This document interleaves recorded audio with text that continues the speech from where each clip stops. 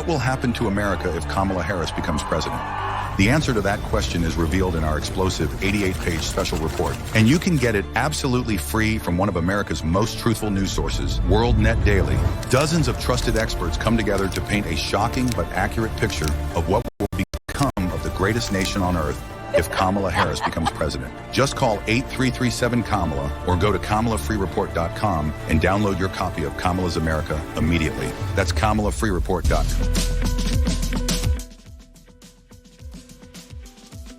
WorldNetDaily, we are live. It is November, folks. The first day of November 2024. We are taking out the trash. Last night, Donald Trump was with Tucker Carlson in Arizona, I believe, and he was calling out the DC Warhawks, and he told some fantastic stories last night that have set of course, the leftist legacy media into into complete disarray. Josh, of course, Josh Turnbow, there he is. Hello, everybody.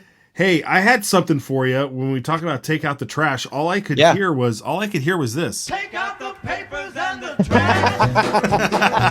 Or you don't get no spending cash.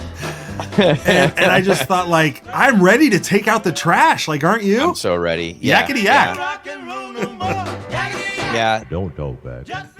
The real joy's on our side right now, Matt. Like this we have the real joy, you know what I mean? Like it really is. They're just kind of they've done all they can. They've run Beyonce out on stage without dancing for the last time. And even when they try to dunk on us, moron Biden tries to dunk on us, it just gives us the best Halloween costume theme and talking points that we need every time. Every time, man. And to that point, over in Idaho, the AG, Raul Labrador, a Puerto Rican himself, there he is, folks. He says, "Happy Halloween to everyone from this Puerto Rican Trump voter. Make America great again." And of course, he wasn't just taking out the trash in the rain with that poncho. That was a total on garbage bag, which we saw a lot of. I saw a lot of those out last night. I took my kids trick-or-treating down on Sherman Avenue up here, as all the shops hand out candy. It's really great, small town America, right?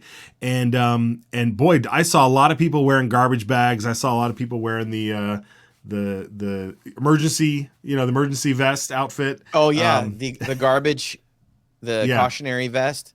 Yeah, exactly. Yeah, I saw a lot of that. It was really great.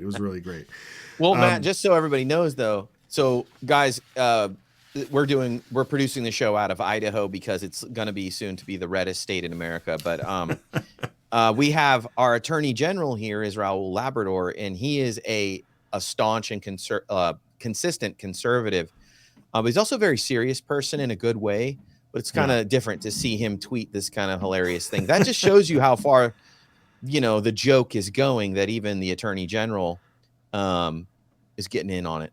Yeah, no, it was great to see, and it just really it really set the country up to understand, like, where like you said at the top, where the joy is. I mean, I feel so bad, not to air any of my personal life and stuff, but there are so many friends and family that I have that are just they have stage 4 TDS, and they're missing out on all of the joy. They're totally missing out on it. It's terrible. So anyway, Matt, I watch a lot of weird YouTube travel shows. Yeah. I just want to throw this point out there, and some of them take place in places like India, and life's really hard in a place like that. Life's really hard in many, many countries around the world. But America is so amazing, and life is so incredible here. An example is that you can't starve in America. It's impossible. In fact, we have so much food waste that most countries they don't even know how to think about it, actually. And that's why people wringing their hands and clutching their pearls over Trump. No, let's let the positive American machine loose again. That's what I'm kind of starting to feel the energy. Looking forward to that. Yeah, I can't help but agree with you there. And, to go along with that joy, we have this clip here, this MAGA garbage clip. It's just going to keep going. It's a Friday show. We gotta end the week well. Let's watch this.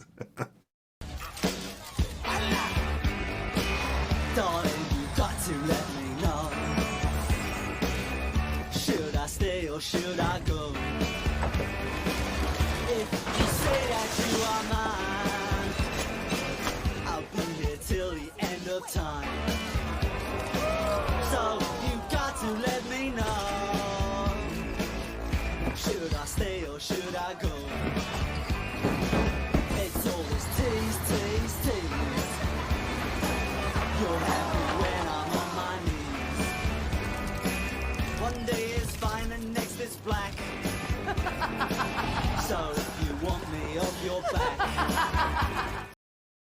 Oh man, you couldn't have scripted that even better. You know, that was an actual commercial for some Paris thing, and they just right, some Fashion Week thing. I that think they it's just from repurposed. a remake of Cruella or something, some Disney movie. Oh, okay, yeah. I mean, it was phenomenal. Perfect to just use that. And then I saw there was a what is this? iMeme Zero.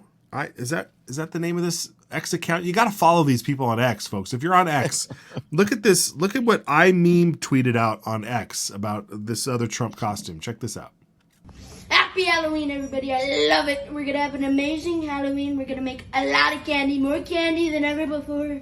We're going to have better jobs, better economy, lower gas prices. You already know that by now. But if you don't have any brain cells, obviously, or common sense, you're voting for Kamala Harris. No one likes Kamala and Tampon Tim. But you already know, November 5th, vote for me. It's going to be phenomenal. You already know. Have an amazing Halloween. Make a lot of candy. Get a lot of candy, okay? It's going to be phenomenal. Be nice to people. And we're going to make this phenomenal. The best one we've ever seen in 30 years, okay? Bye.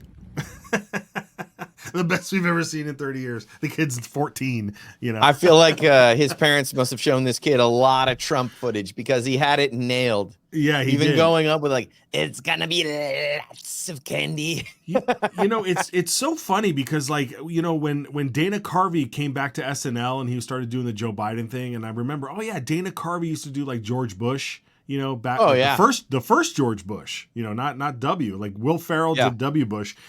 And you just kind of remember, I can't even remember what that impersonation looked like. But Trump has been in the spotlight for so many years, and then as president and running for re-election for so many years, that a kid like that who just, you get the inflection, you get the, it's gonna be a lot of candy. I'm telling you, folks, man, I feel so bad for the people that have missed out on the joy, and it's going down all the way down to the kids. They're missing out on the country, like we got these hilarious characters that like now we get full access to them because they go on podcasts for 3 hours, right. And that's what we get excited about, and they're excited about drag parades, Matt. And we're not.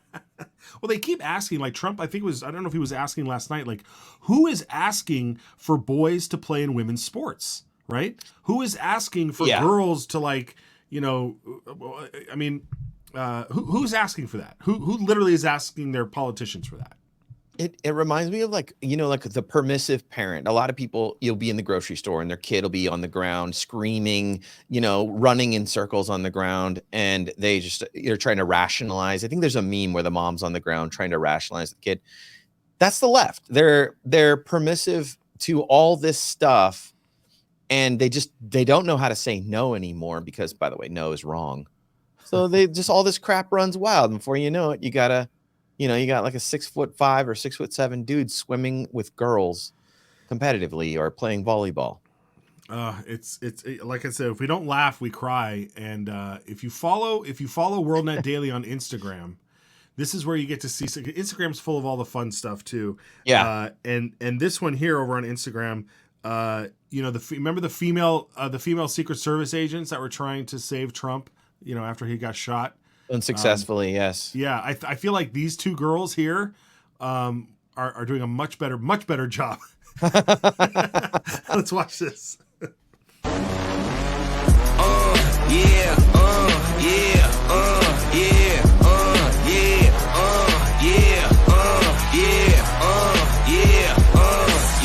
Wait a minute, get it how you live it. 10 toes in when we standing on business. I'm a big stepper. Underground methods, top-notch hoes get the most, not the lesser. Straight terror, product of your errors. Pushing culture, baby, got that product you can measure. Trendsetter, the one who get the weather. Swerving while I'm bumping Project Petter. Yeah, rolling through the city with the big dogs. Fuck the laws, loyal with me, we ain't got a cow. Zelly on silent, put the product in the pillar loud. That's how you make the money pop for everyone involved. And if you don't deserve a cut, then we will cut them off. My barber got me looking proper every single time. Fresh big, getting fitted on that top grade. No, you ain't walking out alive, smoking what we on. And you know I got it for the ones who gone. R.I.P.'s in your memory, we carry on. When I die, they will not. Oh, the joy. They dropped their guns, forgot their guns. Yeah. So good. It's so good. So yeah, so I think about the joy that's going on. This doesn't mean that we need to be complacent, but it just speaks to. I think there's been studies that have done over the years about how much more happy conservatives are, how much more happy Christians are in living their life, and it just. I don't know. It oftentimes makes me pretty sad for those that haven't found that kind of joy from just being focused on the truth. I mean, the Trump train is always, it's always packing people on. So come on board, right? MAGA's just having fun now. And that's amazing too, because like with so much at stake, people are just, they're feeling good right now. And it's contagious. So there was the most famous, joyless person after the 2016. She became, I don't know her name. I think I may have found a follow-up article of where she ended up. I think she might have moved out of the country, but she was the meme, and she was like the poster child for the Hillary defeat. And yeah. she wore the green poncho, and she was just screaming up to the heavens, no. At the universe, not the heavens, right? Yeah. No, that's right. I apologize. Yeah. Up at the no, I mean, I'm saying she didn't see it that way. I think she was like yelling, no, universe or something. Universe, not home. Oh, yeah. But I never in my wildest dreams thought that it would make a fantastic Halloween costume until this lady did it.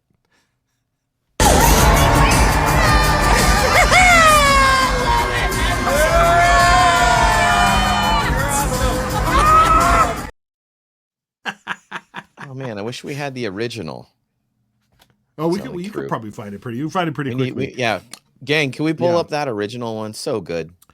So that was last night at the Trump Tucker interview rally, whatever it was. They were at it was Halloween night, and Tucker came out on stage and spent a good 2 hours with Trump. Came out with Tucker for a good 2 hours. RFK opened the evening with a speech before that sellout crowd there, and so it was there was a lot of great things that came out of that.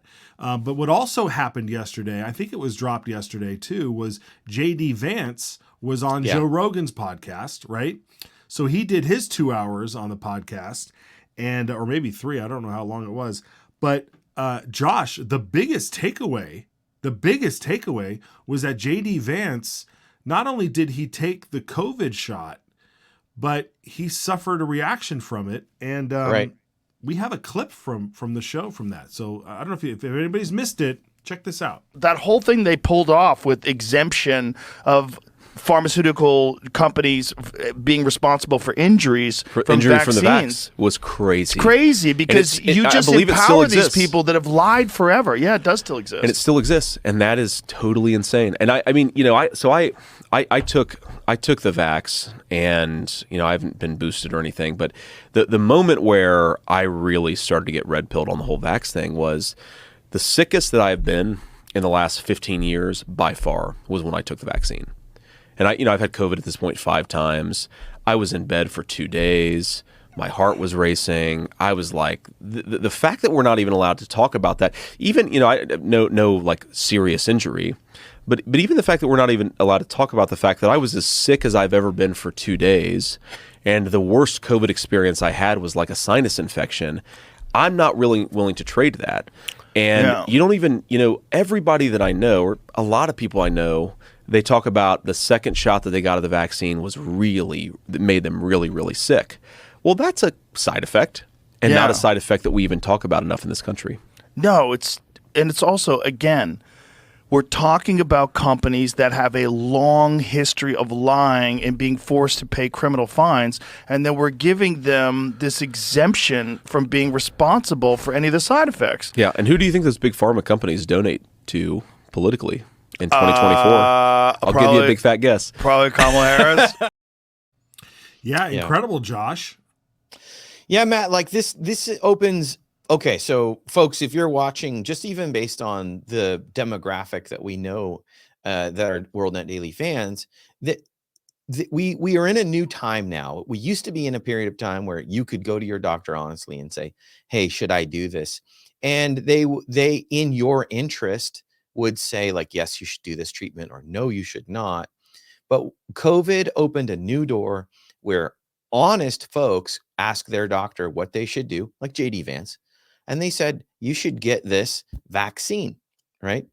And so now we're in this period of time where, like, you know, you can be demonized by the extreme right folks, but I think we should be in this middle ground where people were honestly lied to. They were lied to about what it was and what the reaction would be, and we can say, look, that's unfortunate, but we've kind of come to a new place where we look differently at our doctors, even, and rightfully so. They have some answers. They should tell us that they were either wrong or they just didn't know, they were deceived themselves. We're in a new period of thinking for ourselves.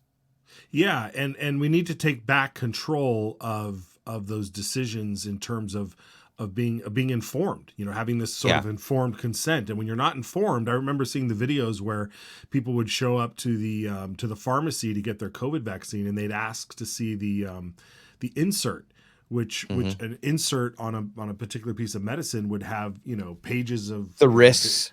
The risks, you know, what it's made of and all that stuff. Yeah, and they opened up the COVID-19 vaccine, opened it up, and the page was blank. Yeah, completely, and it said this page intentionally left blank.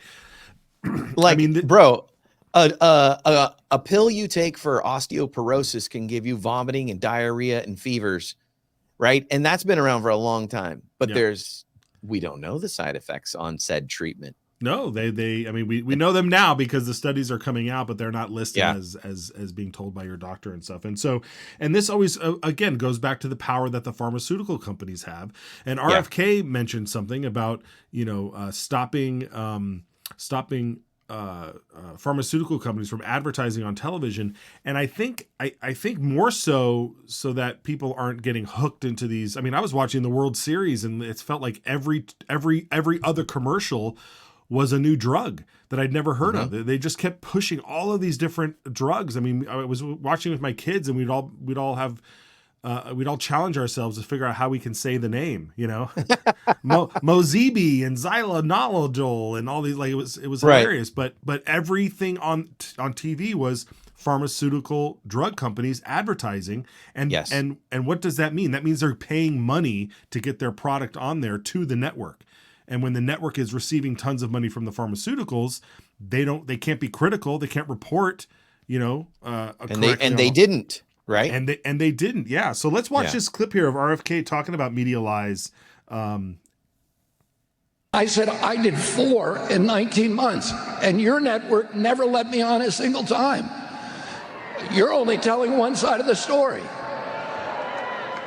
And the only thing you'll report about Donald Trump is propaganda to make people despise him. And, you know, one of the things I'm going to advise Donald Trump to do in order to correct the chronic disease epidemic is to ban pharmaceutical advertising on TV.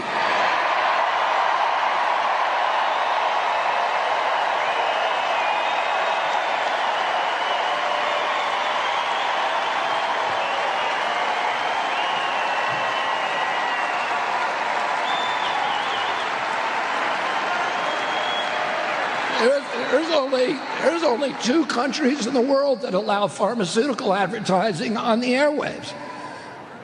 One of them is New Zealand and the other is us. And we have the highest disease rate and we buy more drugs and they're more expensive than anywhere in the world.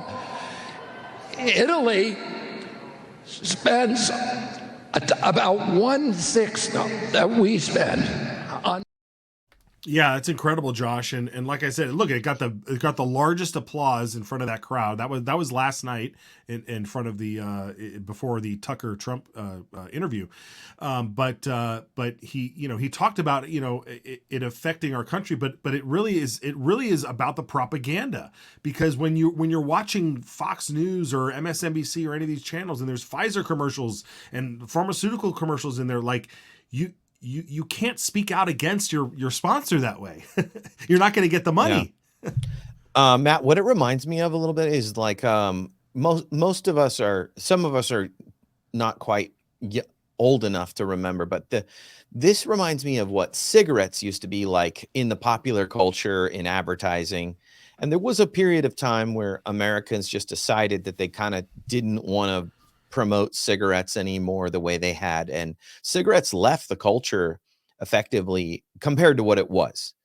And maybe that will be this moment for this idea of just like excessive pharmaceutical promotion and advertisement. I was going to say also that the only advertiser larger than pharmaceutical advertisement on media is the credit card companies. They are by far the largest advertiser. Both things are toxic to American culture. And I think from Dave Ramsey that I think it's around $35,000 to $37,000 per American. That's the average that we're carrying of debt, credit card debt specifically, not even home debt, just credit card debt. So yeah, we're turning a corner here culturally. Pharmaceutical advertising, no, we don't want to see it anymore. And we don't trust them, just like we stopped trusting the nicotine companies or the cigarette companies. And, maybe credit will be next on the docket. It's a good point. It's a great point you made about that. And we just hope that this is the start of revolutionizing the way we approach our lives. We're going to have to, because they're not going to help the legacy media, the elites up there, the experts and all that. They don't want any of this. This is why they're fighting back. They're pushing back so hard. But then this next clip shows what happens when we call them out, when we find out, when you figure it out, and you can say it to their face, and you're willing to stand up. So Hugh Hewitt is a conservative radio talk show host and commentator and author and so forth. And he's been around for decades, very, very staunch, conservative voice on the right, kind of moderate, he's one of those reasonable guys. He's not a bomb thrower by any means. He's been around for a long time. But he was apparently part of a show on the Washington Post. I guess the Washington Post has this digital show where they mix news and opinion to get their reactions, and so they had Hugh on the right, and of course this other lady coming from the left side, and then the host, who we all know where the host leans.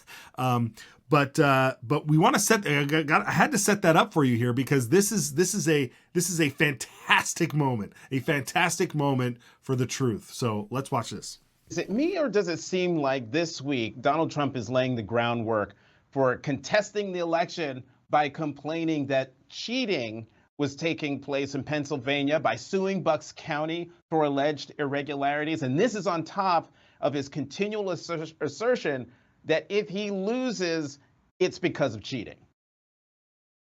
That's what he's been laying the groundwork for this, just not in the last week, but in the last umpty-ump months. No election can be fair in Donald Trump's mind, unless Donald Trump wins it. And I think we are going to see him both rev up his supporters to contest elections outside of courtrooms and go to every courtroom he can in America where it's relevant to make whatever arguments he can, no matter how far-fetched. We saw Jonathan, I've got out last time, but it didn't work out this time. It may not work. That may not happen this time. And now I'll let you go, Hugh. Well, I've just got to say, we're news people, even though we're at the opinion section. It's got to be reported. Bucks County was reversed by the court, and instructed to open up extra days because they violated the law and told people to go home. So that lawsuit was brought by the Republican National Committee, and it was successful. The Supreme Court ruled that Glenn Youngkin was successful. We are news people, even though we have opinions, and we have to report the whole story if we bring up part of the story. So yes, he's upset about Bucks County, but he was right, and he won in court. That's the story.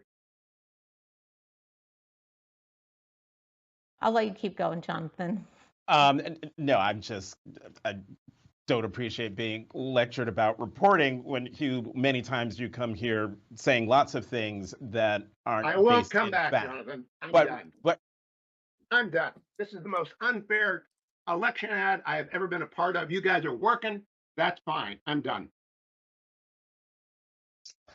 So Ruth, you wrote a column this week. Oh, he was that whoever that lead is on the show, he was going to tell his husband later how rude Hugh Hewitt was, right? Oh, I Matt, encourage you. Yeah, my mic was off. Sorry. Yeah, I was. I'm telling my husband that Hugh, he was so rude. What a sham! What an absolute sham! And I encourage everybody to watch the rest of that video because it just like it sinks further. He tries to right the ship on that moment there. But good for Hugh Hewitt, man. Yeah, the guy set up a false narrative that is absolutely pertinent to what is going on in Bucks County, Pennsylvania.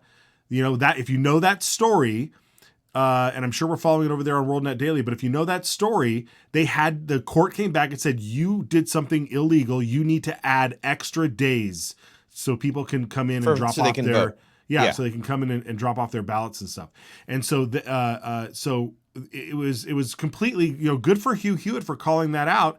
And then for that guy to get so butthurt, so butthurt over it. Interesting choice of words, man. Interesting choice of words. I can't help myself. These people are maniacs. They're absolutely maniacs. They're trying to ruin the country. I don't know what it is.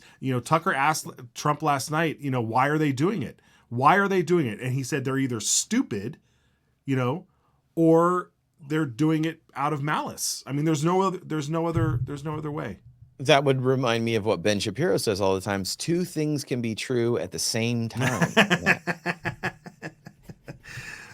Oh dear. Okay. That guy queened out so fast. It was really apparent. Yeah, he was pretty straight-laced in the beginning, right? Took it as a personal insult, okay, see you as a barista in a few years. That was so ridiculous. And again, who knows? The other word here, though, is that Hugh Hewitt not only left that particular program, he's a contributing columnist to the Washington Post. He quit. He's done. Good.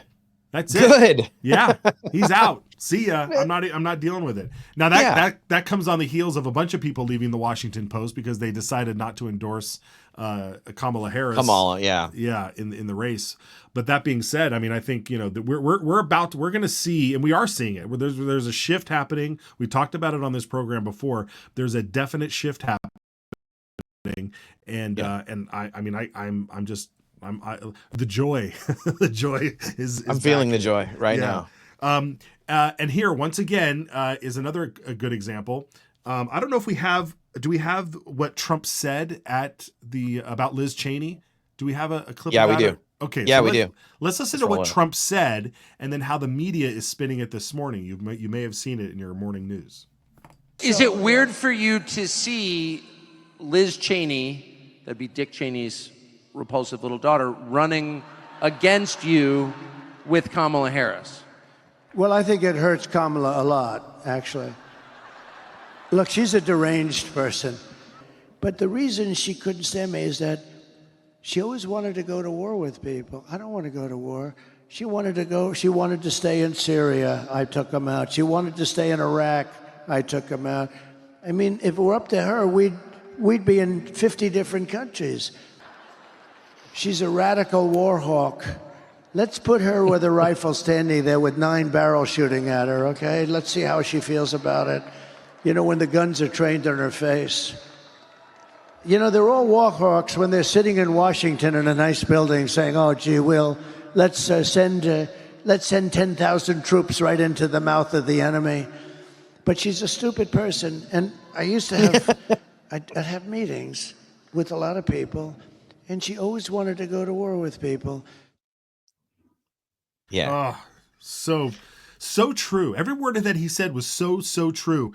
And before I react, because I'm already ready to react to the reaction, but here is the reaction this morning to those comments. I don't think you even need to call it fired upon. He's saying quite explicitly and unambiguously that Liz Cheney should be shot, should be executed by firing squad. 4 days out from Election Day, and former President Donald Trump is escalating his violent rhetoric, suggesting one of his most prominent critics, the former Congresswoman Liz Cheney, should be fired upon. Your reaction to what Donald Trump said about Liz Cheney? Yeah, well, look, I mean, it was completely inappropriate, dangerous, and unbecoming of a leader. Mr. Trump was literally going after someone who doesn't agree with him.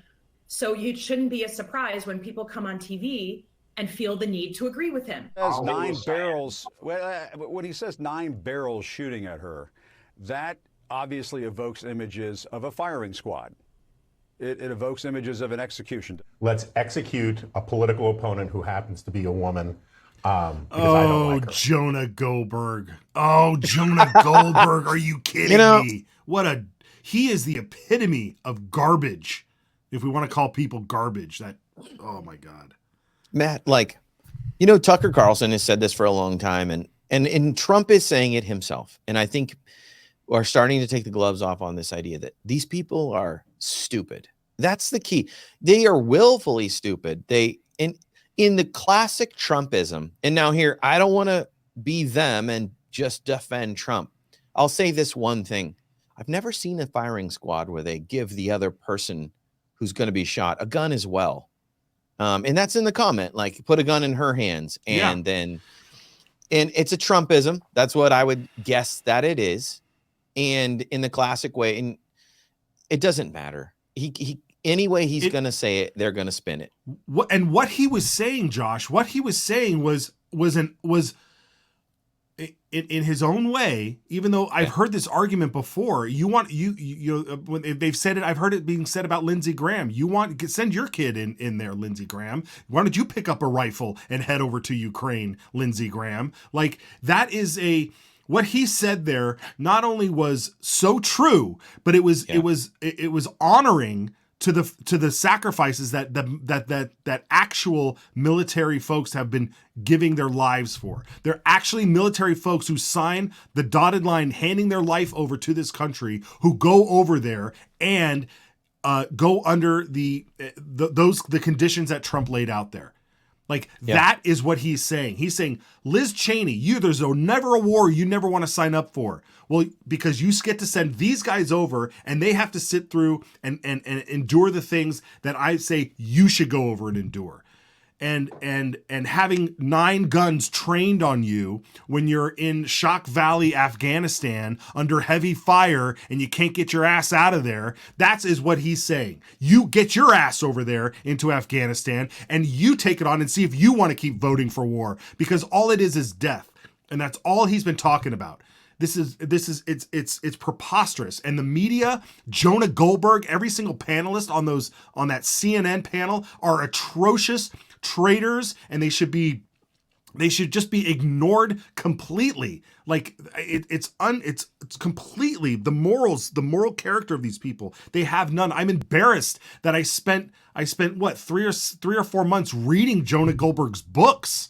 Like, I'm so embarrassed. I want to reboot my brain and get that rot out of there, because I can't take it, Josh. What a disgrace, and what a way to dishonor the actual men and women who have put their lives on the line. Preach, Matt. I love it. Amen. I can't. Amen. Anyway, what do we got? What else is next here? We got more Trump eviscerating his enemies, which I love. I love it. He's calling out. He likes to use this word dope. I'm going to start saying it more often. These people are dopes. They're dopes, yeah. They're just dopes. They don't know anything. Tucker helped us, right? He said, they don't know anything. They're not elite. They just tell us they're elite. They're on a platform that has fewer and fewer people to watch. They're not thinkers. They're not very clever. They're morons. Yeah. Well, then let's watch this clip of Yeah. this of what he actually said. No, we already saw that. Yeah, no. What do we have next? We have With the Bolton thing. oh, the warmonger. other war hawk moron. Yeah, Yes. This is also this is a reminder to the folks on the right who were criticizing who were criticizing Trump for having John Bolton be a part of his cabinet. And I don't want to bash them too much, because I was questioning at the time too. Why is John Bolton there? Why is John Bolton there? Right? I mean, were you thinking the same thing during those years? I want to set this clip up real quick. Okay, because so there could very likely be a portion of our audience that I found myself in the same boat. I thought that James Comey was a great guy. I thought that Bill Barr was a great guy. And in that like league of people that we got to see on the right and think that they were on our side was John Bolton. And John Bolton was the go get 'em guy. And in the post 9/11 era, everyone's like, yeah, John Bolton wants to bomb the living sin right out of anybody that ever attacked us. Right. And that was great. But we just didn't know fully about how the swamp worked. And we didn't know how neoconism worked. And we want justice in America when we think there's bad things happening. Back when we used to be the police officer of the world, we wanted to help people. But we frankly were naive to the fact that it was paying for a larger infrastructure of the war economy, the oil economy, and we just didn't know it. And, you know, there's no way to justify how many young men and young women we've lost over the years. Just in the Great War on Terror, people are still to this day committing suicide. Multiple people a day commit suicide from the injuries that they got in those wars. And a guy like Bolton, he hasn't had to pay that price or answer for all of that kind of war hawk nature. So to see Trump call him out is beautiful. Bolton, see again, you get back, Bolton, a real dope. But I thought he'd be great because he was so stupid. He was like a boiler. Every time, if somebody shot down a little tiny crappy drone that cost about $15, he'd want to go to war with Russia. I said, no, I think he was great for me, though, for a period of time because he was a nut job. And everybody, I could see his face get red with that stupid white mustache. And he'd be ready to explode. And this was good for me. I went to Kim Jong-un in North Korea. I took this moron with me, and he never said anything. But when Kim Jong-un saw him, he said, oh, shit, I think the guy wants to go to war. So he was great for me to negotiate with. The same thing with Russia. You know, when Putin saw him, I'd be very nice. I'd say, hi, Vladimir, how you doing? And then Putin's, 2 rows back, and it'd see that moron, and it'd say, holy shit, this guy wants to go to war with me. And I got a lot of what I want. Oh, yeah. So good. Josh. No one's ever talked about John Bolton like this, Matt. No one. No, and no one's ever used him like this. That's the beauty. That's the really beauty. Clever. I'm gonna pull something into frame. Hopefully it'll stay in focus. If you don't have a copy of this, I keep it back here on the shelf. If you don't have a copy of this, Trump is, I'm gonna read you something here. All warfare is based on deception. And what Trump is doing there is brilliant. It's absolutely brilliant. He's literally walking around with the symbol of a nuclear bomb, right? Yeah. He's like, a you hawk, see that the guy? hawk. A hawk. Like, you literally could have him like trained on his arm. Like that shit. If there's a political cartoonist out there, you need to draw Trump with a hawk on his arm tied to it, and saying, no, he's going to stay here. I mean, that's brilliant. And then all this time, everybody's going, oh, Trump surrounds himself with these horrible rhinos and these horrible, all these, no wonder it's in disarray. Da, da, da, da. I don't know, folks. I'm beginning to wonder. Trump is on record for saying he keeps his book by his bed stand. But like just the fact that he calls out, he's like, that stupid white mustache is, dude, I was laughing really hard because John Bolton's mustache is like 50% of his face. We have a picture of Bolton, and he's not a large man. He's just, we kind of know now, like he's He's just an angry little power monger. Yeah. And that used to seem like great when we wanted to like get back at our enemies. But now there's no place for this kind of guy. You know what I mean? Like, no, we don't want more wars. It just goes to show you how much. Oh yeah, here he is.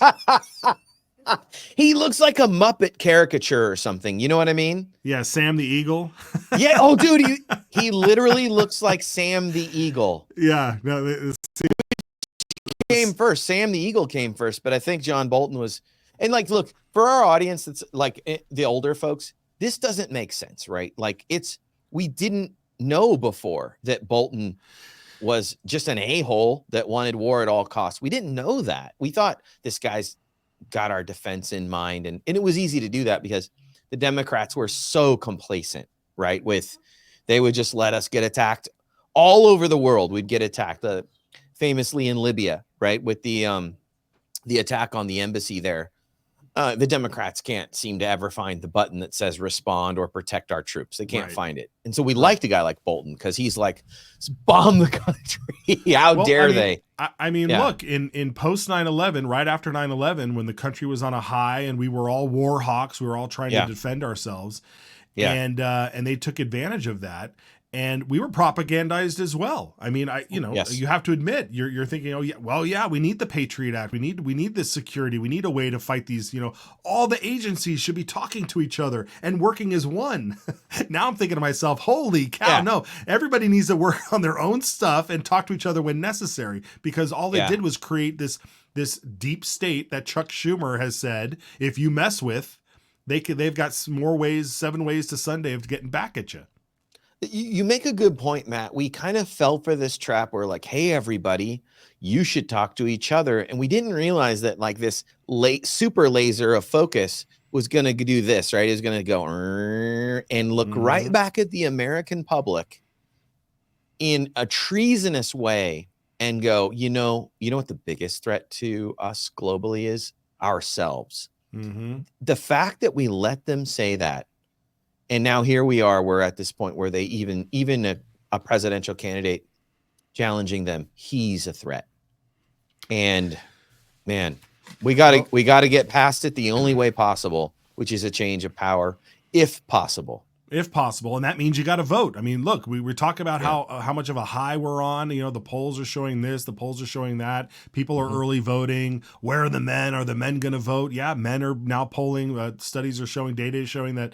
Charlie Kirk just shared that data is showing that men are primed to show up on election day. So yeah, but that doesn't mean that the media is going to do all that they can. I mean, those clips earlier of that Liz Cheney comment just was really infuriating. But the media hate you. They hate you. That's it's the best way to understand it. Yeah. I mean, if you have somebody hating on you, they're going to lie to you. They're going to deceive you. They're going to lead you down a path of misery because they love to torture you.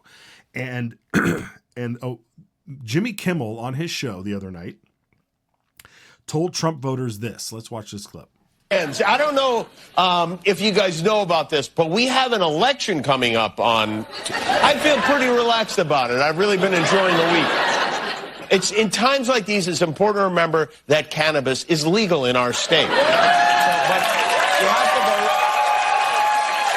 If you can vote early, vote early. If you can't vote early, vote on time. If you want to vote for Trump, vote late, vote very late. Do your voting on Thursday or maybe Friday. Classic. I mean, yeah. What can they do other than medicate themselves against the truth? Yeah, absolutely. And of course, lie to you. I mean, somebody went to jail. Someone's in prison right now for creating a meme saying Hillary voters should show up on Wednesday to vote instead of Tuesday. But Jimmy Kimmel can go on and lay that down and not have anything happen to him. Not that I think anything should. I mean, jokes are jokes, right? I'm just saying, like, if they're gonna go after you for this, then you gotta have it on this side. That's why I'm so, and I'm fumbling my words here, but this is why I'm so appreciative of folks who were on the left, like Tulsi Gabbard and RFK, and even some of the people at the Young Turks. Who is that? Anna Kasparian? Like, she's calling balls and strikes, y'all. I mean, some of these folks are genuinely calling balls and strikes, and it's truly appreciative of that, because that gives me some hope. That gives me some hope. I know they're not voting Trump, these people, but it gives me some hope. All right, folks. Well, it's Friday. We hit the end. We hit the end here. Josh, what do you got? Okay, folks. So Matt's made a good point. The media is going to scam everyone in the next few days, and especially Tuesday and the following day after the election. Okay, so where are you going to find real coverage? You should come back here. We are going to have a blowout show. We're going to have amazing guests starting. I think we're going to go live 7 p.m. Eastern on Tuesday for our election show coverage. We will bring in tons of guests, and we're going to go as late as we need to go. We think we're hoping around midnight. We'll probably have a bunch of water leaks and polls shut down somewhere around 11 p.m. Eastern, where we imagine that they'll stop reporting the voting. That's just what we expect. It happened the last cycle. So you're going to want to stay with us. Any break we have on the live stream will be updated on our social media, but also we're going to come right back to you the following morning after the election, because that morning we'll start broadcasting at 9 a.m. Eastern, because we must have some kind of result. Something's going to happen in the news. You know it's going to happen. We are all expecting it. So we want you to follow us. And in the next few days, we're going to put up all the information on our election night plus day coverage of what's coming. Obviously, we want you to go vote and follow us on all our social medias. Also, Matt and I will update to our own social medias. You can see Matt's X account is True Matt Edwards, or at True Matt Edwards. Mine is Josh_Turnbow. And we'll cover everything there. We really appreciate you watching if you got this far. And we have a lot of cool stuff planned for election night and next week. It's going to be crazy. I mean, anybody that thinks it's going to be a normal election is probably with Jimmy Kimmel smoking weed. So obviously, I want to throw out that go to our Rumble, like and subscribe over there. Go to our Instagram account. We'd love you to follow us there. All of these accounts will be popping all the content rapid fire and live. And of course, our Telegram. And always, if you made it this far and you know my speech, sorry, but we got to have you follow us, and we really appreciate you watching this far into the show. We will be back, Matt. I think we're going to be back as normal. We'll be back Monday, and then we're going to have live shows every day leading up to whatever the result is. God willing, it's going to be a Trump win.